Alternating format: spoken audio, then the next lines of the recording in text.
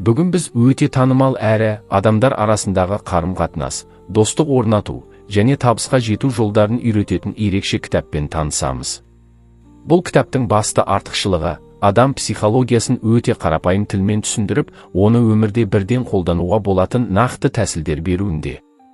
Бұл Дейл Карнеги жазған 80 жыл бұрын жарық көрген әйгілі достар табу және адамдарға ықпал ету атты кітап. Кітаптың негізгі идеясы адамдармен қарым-қатынасты жақсарту және ықпал етуге бағытталған.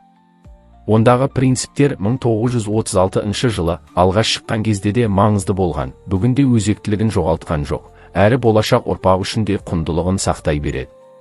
Енді бұл кітаптағы негізгі қағидаларға тоқталайық. Автор адамдарға әсер етудің және достар табудың барлық тәсілдерін екі негізгі мінез-құлыққа біріктіреді. Осы екі принципті бірнеше оқиға арқылы түсіндіреді. 1800 жылдары Эдвард Бок есімді кедей голландиялық эмигрант бала өмір сүрді. Оның білімі небәрі 6 жыл ғана болды, бірақ соған қарамастан ол әлемдегі ең табысты журнал редакторларының біріне айналды. Ол мұны қалай жасады? 13 жасында ол ақша жинап, Американың белгілі тұлғаларының өмірбаяндары жинағын сатып алады. Кейін көп адам ойламайтын әрекет жасайды. Ол сол танымал адамдардың өмірін оқып, оларға хат жаза бастайды. Ол генерал Улисс Грантқа белгілі бір шайқас туралы сұрақ қойды. Грант оған карта сызып беріп, тіпті 14 жастағы Эдвард Бокты кешкі асқа шақырды. Кейін ол Ральф Уолдо Эмерсон, Авраам Линкольн және Джефферсон Дэвис сияқты көптеген ықпалды адамдармен хат алмасатын болды. Әрбір танысқан беделді адам оны келесі маңызды тұлғалармен таныстырды. Осылайша ол үлкен байланыс желісін қалыптастырып, табысты журнал басқаруға жол ашты. Оның адамдарға деген шынайы қызығушылығы оған ең ықпалды адамдардың сенімі мен достығын сыйлады. Сондықтан бірінші негізгі қағида адамдарға шынайы қызығушылық таныту.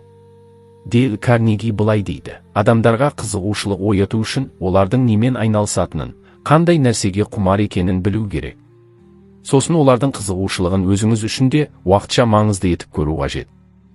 Мысалы, біреу марка жинаумен айналысса, сіз де соны зерттеп көрсеңіз, ол тақырып қызықты бола бастайды. Әлемдегі ең қымбат марка $9 миллион тұратынын білсеңіз, бұл әңгіме одан әрі қызықты бола түседі. Тағы бір тәсіл – адамдардан кеңес сұрау. Мысалы, егер мен марка жинауды бастасам, қайдан бастауым керек деп сұрау. Бұл олардың өз білімін көрсетуіне мүмкіндік береді, және сізге деген жағымды қарым-қатынас қалыптастырады. Адамдарға шынайы қызығушылық таныту, олардың сізге көмектесуге деген ықыласын арттырады. 1900 жылдардың басында Эдвард Шалиф атты адам ірі компания президентінен көмек сұрауға келеді. Ол бойскауттарды, оларды Еуропаға жіберу үшін қаржы жинап жүрген еді. Бойскаут дегеніміз балалар мен жасөспірімдерден тұратын ұйым. Кездесер алдында ол президенттің қабырғасында ілулі тұрған $1 миллион чекті көріп, оның бұл жетістігін мақтан тұтатынын біледі. Сондықтан ол әңгімесін сол чек туралы бастайды. Ол бұрын ешқашан мұндай үлкен чекті көрмегенін айтып, оны өзгелерге айтқысы келетінін білдіреді. Президент бұған қуанып, өз жетістігін мақтанышпен түсіндіре бастайды. Кейін Эдвард Шалиф негізгі өтінішін айтқанда, президент тек бір баланы емес, 5 баланы және өзінде Еуропаға жіберуге жеткілікті қаражат береді. Шалифтің айтуынша, егер ол адамның қызығушылығын таппағанда, мұндай нәтиже мүмкін болмас еді. Осылайша екінші негізгі қағида – адамдарды мақтау және олардың еңбегін шынайы бағалау. Енді адамдармен қарым-қатынастағы екінші негізгі мінез құлыққа тоқталайық. Сіз соңғы рет біреуден мақтау естіген кезде еске түсіріңіз. Ол мақтау сіздің жұмысыңызға, жасаған ісіңізге, немесе көмегіңізге қатысты болды ма? Сол адам туралы пікіріңіз қандай болды? Ал енді жұмысыңызды үнемі мақтап отыратын мұғалім немесе басшы туралы ойлаңыз. Ондай адам сізге басқаларға қарағанда қалай әсер етеді? Осы сұрақтар туралы ойланып отырғанда мен сізге өз тәжірибемнен бір оқиғаны айтып берейін. Бірнеше жыл бұрын мен қағаз целлюлоза зауытында электр инженері болып жұмыс істедім. Бір жобада мен электрлік бөлікті басқардым. Бір күні мен дәнекерлеушіге өте қымбат температура датчиктерін болат құбырларға орнатуды тапсырдым. Бірақ кейін тексерген кезде олардың қате құбырларға орнатылғанын байқадым. Мен қатты шошыдым. Бұл қателікті түзету жобаны кем дегенде бір күнге кешіктіріп, $1000 шығынға әкелетін еді. Сол күні өткен жиналыста мен бұл қателік толық менің кінәм деп айтып, оны түзететінімді мойындадым. Ішімде өзімді өте қабілетсіз сезіндім. Бірақ кеңседен шығар кезде бір аға инженер мені бөлек шақырып, басшылық алдында қателігімді мойындаған батылдығымды мақтады. Ол менің жасымда мұндай батылдық көрсете алмағанын айтты. Сол сәтте менің көңіл күйім бірден көтерілді. Ал қызығы, бұрын маған онша ұнамайтын, тіпті кездесуден қашатын адамымды мен сол сәттен кейін қатты құрметтей бастадым. Бүгінгі дейін ол адамға деген көзқарасым жақсы. Неге? Себебі ол менің қиын сәттегі әрекетімді бағалады.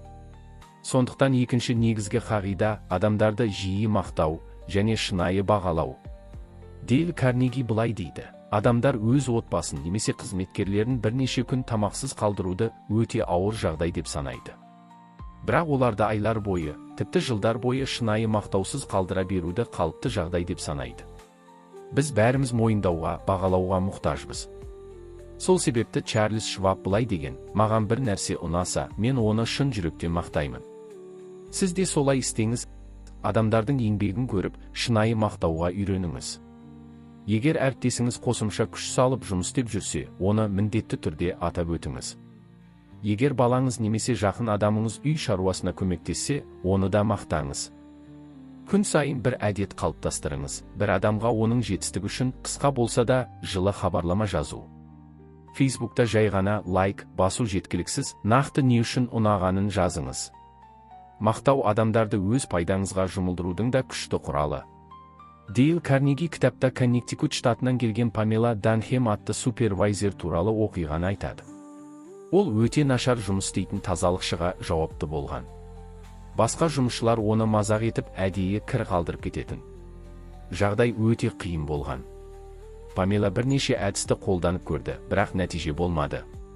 Алайда ол кейде сол қызметкердің жақсы жұмыс істеген сәтін байқап, оны көптің алдында мақтай бастады. Біраз уақыттан кейін ол қызметкер өз жұмысын дұрыс орындай бастады. Кейін ол жақсы жұмыс істейтін деңгейге жетті, ал басқалар да оны құрметтей бастады. Себебі шынайы мақтау, сын мен мазақтан әлдеқайда күшті әсер етеді. Шынайы, қызығушылық пен шынайы мақтау адамдар жүрегіне жол ашатын ең күшті кілт.